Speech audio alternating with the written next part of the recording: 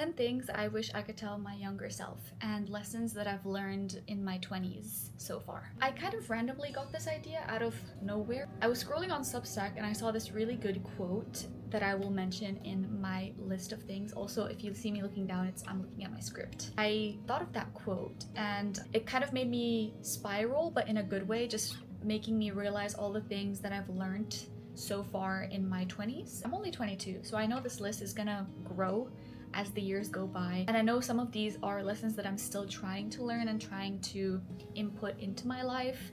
But yeah, I just wanted to share some of these things. Maybe it can be important for you guys too. Maybe it's something that you realize, maybe it's something that you wanna also put into your life. So we'll start with the first one, which is do it alone. I think this is one of, if not the most important lessons that I've learned and lessons that I've incorporated in my lifestyle in my 20s, because it's not that I was like scared to do this before or I didn't want to do it before. I think I was just not aware of it. I always assumed if I was to go outside, go eat, go to a cafe, go shopping, the movies, any of these little like things, I always thought it had to be like a social thing. I always had to go out with my friends or my mom or something, but it never occurred to me until almost like this year, last year maybe, that I can just do things by myself. And now that I do things by myself, I kind of prefer doing things by myself. Things like going to the movies, exercising. There are still some things that I prefer to do with groups of people or just like another person, which is like concerts, like social events also, so I don't feel that anxious when I'm out by myself. But I'm really proud of myself how much I've incorporated this doing things by myself rule into my life, because not that it's a bad thing, but people are just really busy nowadays, and I found that I was waiting for these opportunities, I was waiting for these people, and everyone's just busy, and it's not a bad thing, but I realized that I can't let these moments pass me by. I can't let these events, these things, just like small day-to-day opportunities pass me by. Like, I want to go to this really cute cafe, but I shouldn't just wait for my friend to go to this cafe. I can go by myself. Like, why is that such a big deal? And I find it really funny now that I have this really normalized routine of doing things by myself. I find it weird when people say that they can't do things by themselves, because it just is so natural to me now. But yeah, if you've never done that before, gone out to like a cafe or the movies, I think going out to eat, like dinner, is really hard for some people. I feel like that's just such a good lesson to implement in your life and such a good habit to implement into your life, knowing that you don't need someone to do these small things with. I think also the reason why people are afraid of doing things by themselves is they're scared of what other people might think. Like, you're at a restaurant by yourself, you're at a cafe by yourself, why don't you have anyone with you? But who the fuck cares? I realize that that's also one thing that I realized about my 20s, is that I literally do not care about what people think of me. I don't care about other people's opinions, because it doesn't matter. It really doesn't matter. It's your life. Do whatever you want to do. Do it by yourself. It's fine. Number 2 is love yourself so no one has to. That is actually a quote from one of All Time Low's songs called Therapy. I think that is such an important lesson to learn.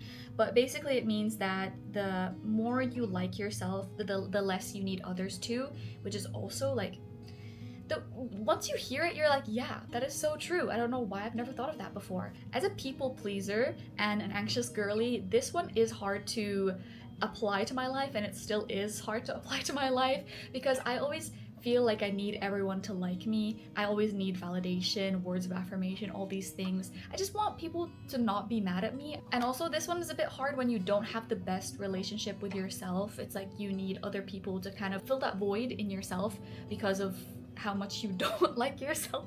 Okay, that's a little mean, but it's true, you know. I don't always have the best days with myself and like my self-image and all that. So having other people like me when I don't like myself is kind of like a loophole, and it kind of makes me feel better, even though it's a really bad habit to get stuck in. But I've learned that like once you start like unlearning these habits and these like self-hatred rituals and all that like negative self-talk, even if you get there just a little bit, you start hating yourself less.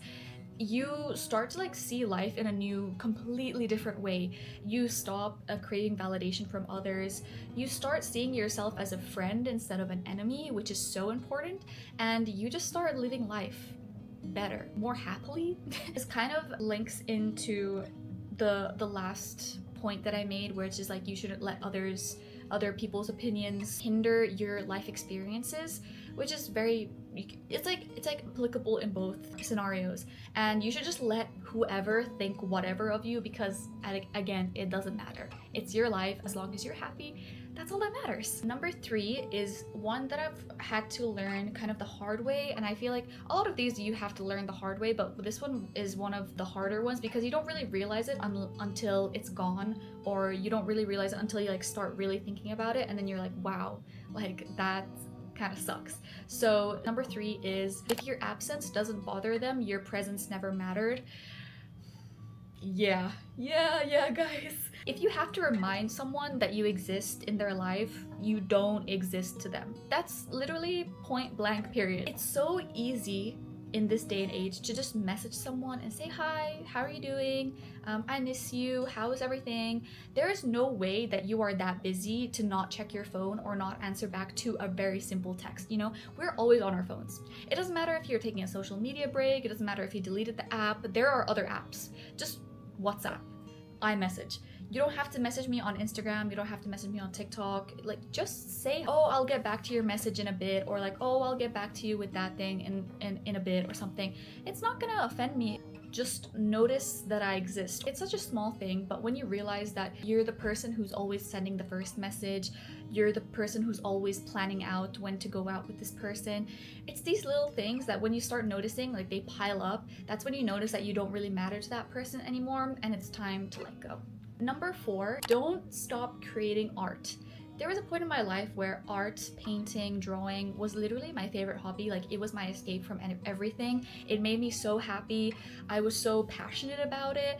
And then I think after I graduated high school, with everything that was going on, like COVID, not getting accepted into university, all these things kind of made my passion like fizzle out. And I'm very aware that it's good to take breaks when you're burnt out, but I just think I was too in my own head to continue to create art, even though I knew that if I created art, it would help me with these bad moods that I was in. Yeah, that's the sad thing that I realize now. It doesn't need to be anything big, it doesn't need to be perfect, it doesn't even need to be good. Like, you just need to create art. You just need to make it exist first, and then you can make it better. That's another quote that I found recently that has really helped me a lot. And yeah, I just need to like never stop creating art. It's something that you love. Like, it's something that I love so much, but I really wish I would not take such big breaks in between creating art, because I would have improved so much. I feel like I'm still at the same level that I was in high school, which is not bad by any means, but I feel like I could have been something better. Number 5 is never lower your standards. This one is more specifically geared towards relationships, in terms of like romantic relationships, but you can obviously 100% apply this to every other relationship you have in your life, which you should. But I realized this because I recently, like last year, started dating for the first time. At first I was trying to get like serious relationships, but now I deleted the apps actually recently. Everyone cheer. I deleted the apps recently because I felt like I was not getting anything from them, and that's also a really good lesson to learn and to realize. Never lower your standards. I've been told that I'm very picky with the people that I want in my life, but I feel like that is a very good thing to be picky. It might seem very unrealistic, but it's my time, my energy, and my life that I'm choosing to share with you, so I feel like it's not too much to ask for you to like reciprocate these types of things that I want in a partner, if that makes sense. And I feel like I bring certain things into a relationship. I feel like I'm a very funny person. I feel like I have very interesting hobbies. I'm really good to talk to. I am quite good looking. Not to like toot my own horn here, okay? But if I can bring these things onto the table, why should I not be asking the same from my partner, my future partner that I'm spending the rest of my life with, potentially? I feel like it's fair for, if I can bring something, then this person should also bring the same thing, and it's not unfair for me or unjust for me to ask the same thing from this person. And also, another really good quote. This video is just me quoting quotes that I found, but marrying late or later in life never killed someone, but marrying the wrong person did. So there is no way that you'll ever find me settling for a man or a person just because, oh, I'm running out of time. I don't care. Number 6 is you're not weird for not having any certain dreams or goals set for your future. I feel like I definitely always felt like the odd one out from like my friends or people in high school, where I was talking with people and like my friends and just people in high school, and they knew what they wanted to be when they were a kid. And they knew what they were studying for A levels, for GCSEs, what they're gonna apply for university. They're gonna get their master's in this, their job is related to all this. And I just thought, what the fuck? Like, how do you guys know what you want to do for the rest of your life when you're like 6 years old? That to me never made sense, and that always made me feel so left out because I never really had a certain goal. I knew I loved art and I knew I wanted to have a career path related to art in some way. Once I didn't reach those goals, like getting into a university for art, my passion and my dream kind of went down the drain. And then after that, I didn't know how to like recalibrate, and I didn't know how to kind of make another dream or another reality come true. I was just stuck. And I realized this was also true when I joined university. I was 20, I think, or turning 21 when I joined university. And these people were like freshly out of high school, 17, 18, which is also like, that's normal. But I found that also in that space, everyone knew what they wanted to do. They were so passionate about the course that we were taking. And I was just there as like a plan B. Like, this course was not what I wanted to do. I just wanted to be there to get the degree, and that was it. As soon as I left that environment, I still was stuck. I did not know what to do. I did not see a big future like plan. It's just so hard for me to understand what I want, and so hard for me to have a dream or a set goal for the future, because it feels like so far away and it's so much pressure. But I feel like that's not something to be ashamed of. I feel like that's very normal, even though it's not normal in my kind of friend group or in my community. I feel like we should normalize it more, not having a certain dream or a certain goal for the future. All I want is to lead a simple life, get a job that pays quite well, have my own house, apartment, and live freely, buy stuff with the money that I get, my own money. That's it. I don't want anything specific, you know? I just want to live like a really calm, easy life. That's all I want. And I think that's very okay to have. Like, that's an okay dream to have. Like, that is a dream. Don't tell me it's not a dream, because it is.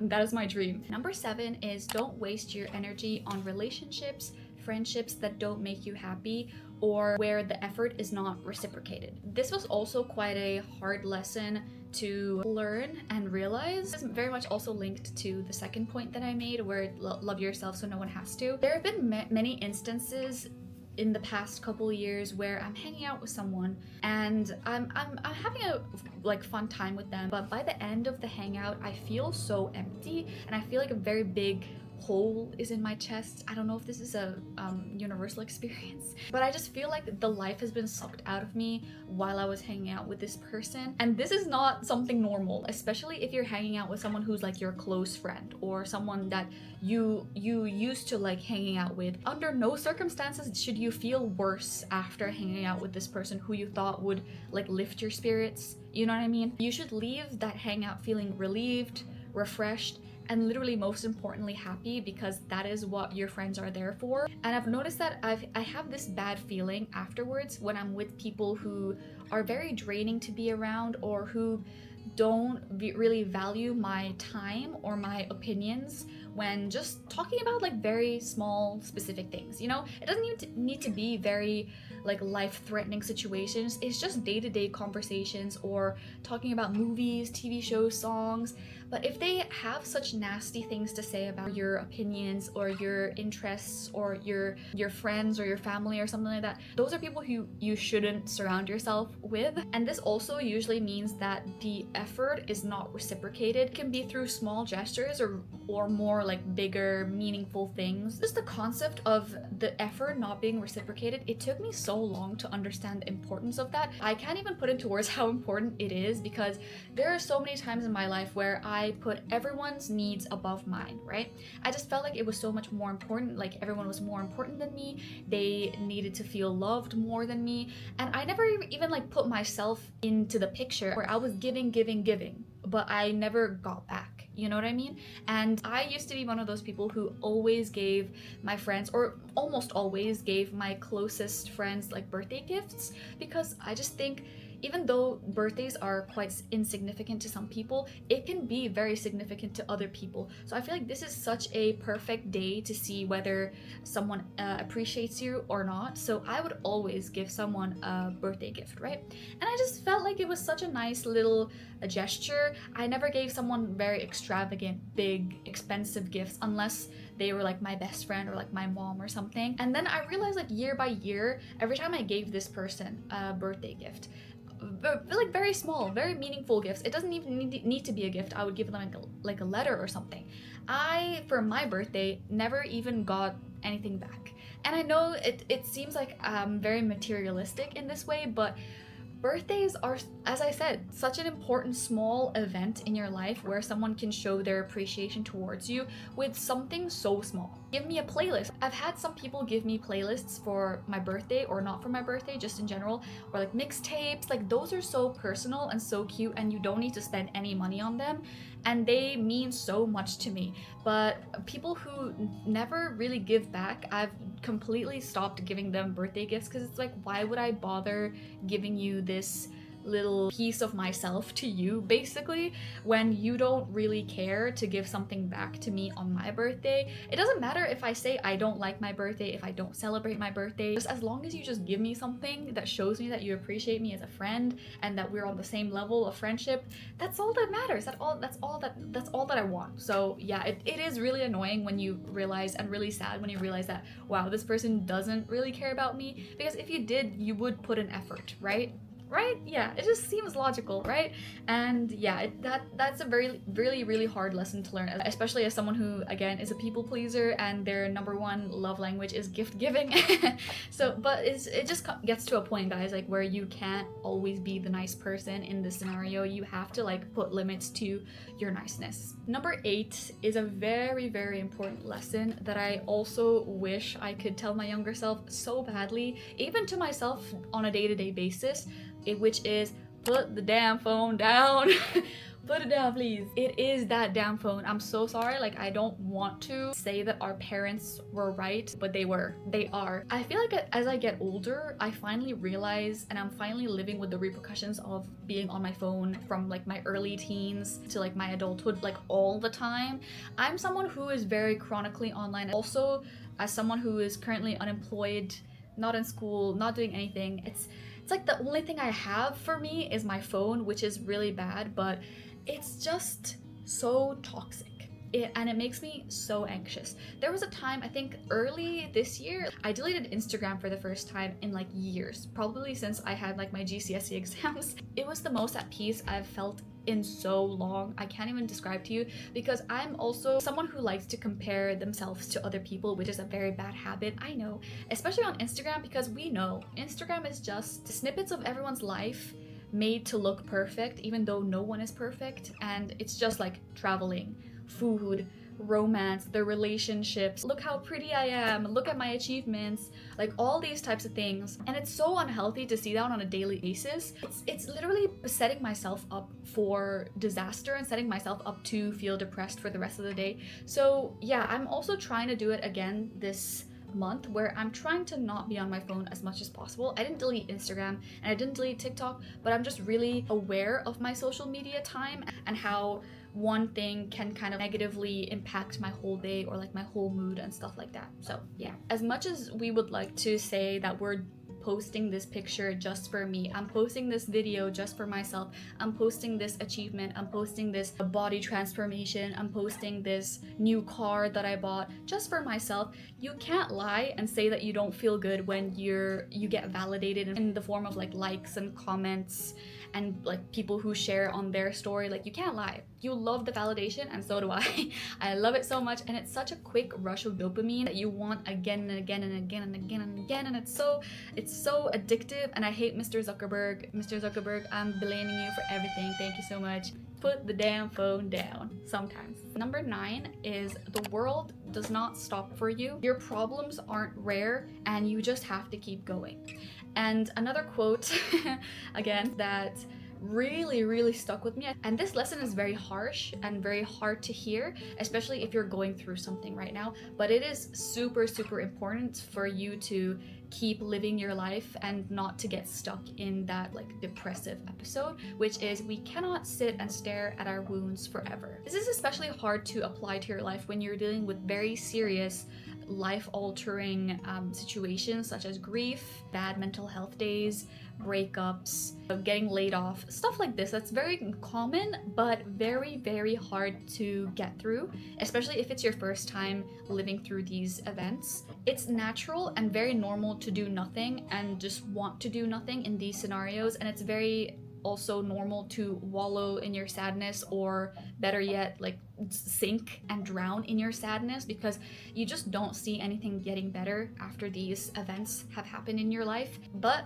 the truth is, you just have to get up and you just have to keep living life, because there is so much to live for. There is literally nothing in this world that will happen that will stop the world from moving. Like, even though it feels for you like the world has stopped moving, the world never will stop moving. No matter how hard the situation is for you, you just eventually have to get up. You just need to keep showing up for yourself. Like, if for nothing, if for nobody else, if for nothing else, show up for yourself. It is so important to show up for yourself, because you, at the end of the day, are the most important person to yourself, you know? And no one else is gonna get you through this slump, this predicament, other than yourself. Number 10, it does get better. Eventually. I feel like that would shock me to like my very core if my younger self heard that from me today, because there were times, I feel like from like age 11 to like age 20, when I genuinely did not see like a bright side in anything. Not to be like very gruesome and like very sad right now, but this is like very real for me and I just want to share it. And yeah, I just did not see the point in life. I woke up every single day wishing I wasn't here. I just had the worst mental health struggles, to the point where it was genuinely like life-threatening. And yeah, I just genuinely did not see a way out of it, and I did not see how it could improve. I'm just here to tell you that eventually the time passes, and eventually you'll wake up one day and you just don't feel like shit anymore. It takes so much time, and it takes so much growth. It takes so much energy from yourself to become a better person and to unlearn that self-hatred, unlearn those things that you've taught yourself from the past. It takes so much time. I can't lie about that. Like, I'm not there yet completely, but I can confidently say that I wake up now every day quite happy, you know, happier than before. And I look forward to the day ahead because I want to make the most of it while I'm still on this earth, while I'm still alive. And I can confidently say that I feel good to be alive. And that is a very, very happy realization. I don't want to cry, but it just really makes me happy that I've grown so much personally that I can say that it got better. And I feel happy, you know, to be here. But it's just so strange. Like, one day I woke up and I realized that, wow, like, I'm not sad anymore. Like, I don't feel like shit to be alive, you know? And that is honestly the best feeling. Yes, tears on my notebook. Everything you can even ever imagine, you'll have to go through that just to get to the other side. But once you're on the other side, you'll forget even how sad you were before. You know what I mean? Like, it's just the happiness that fills you is so much better and worth all the sadness that I went through. Thank you guys for watching. I hope you guys like this video. Very new type of video, and lots of love from me. Hope to see you in a next video. I think that's it. Bye.